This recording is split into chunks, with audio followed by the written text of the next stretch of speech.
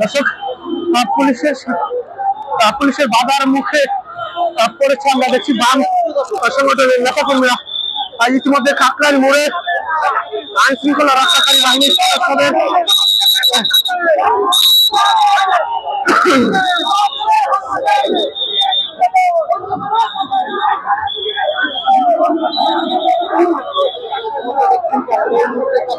এই মুহূর্তে কিন্তু পুলিশের সঙ্গে ধস্তাধস্তিতে জড়িয়েছে যারা বামপন্থী সংগঠনের নেতা কর্মীরা যমুনামুখী মিছিল নিয়ে যেতে চেয়েছিল, কিন্তু পুলিশের বাধার মুখে পড়ে তারা কিন্তু দিকে অগ্রসর হতে পারছে না।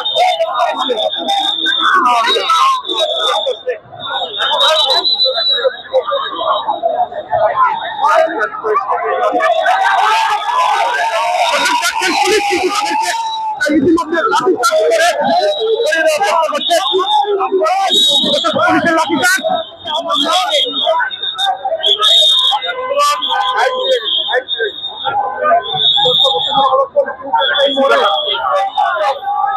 দর্শক, পুলিশের সঙ্গে বারবারই কিন্তু ধস্তাধস্তি হচ্ছে।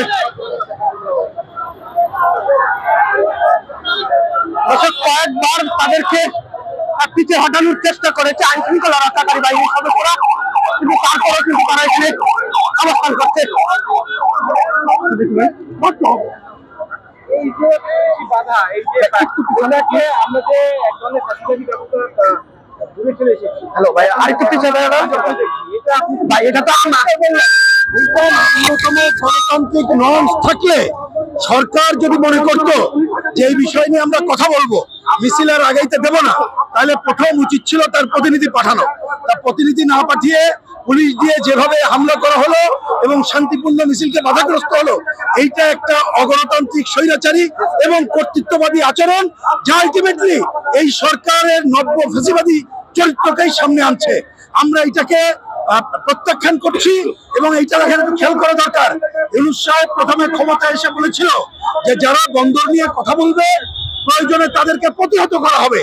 আমরা বরঞ্চ আজকে সেই চেহারাই দেখতে পাচ্ছি। ডক্টর মোহাম্মদ ইউনূস জনস্বার্থ না দেখে সে মার্কিন সাম্রাজ্যবাদী গোষ্ঠীর স্বার্থ রক্ষায় ব্যস্ত।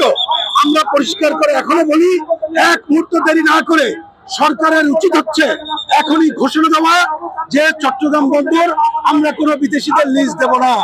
সরকারের ঘোষণা দেওয়া উচিত লালদিয়া এবং পানগাঁও বন্দর ইজারা দিয়েছি, এ ব্যাপারে আমরা ইজারা স্থগিত করলাম বা বাতিল করলাম। আর এ কথা আমরা প্রথম দিন থেকে বলে আসছি।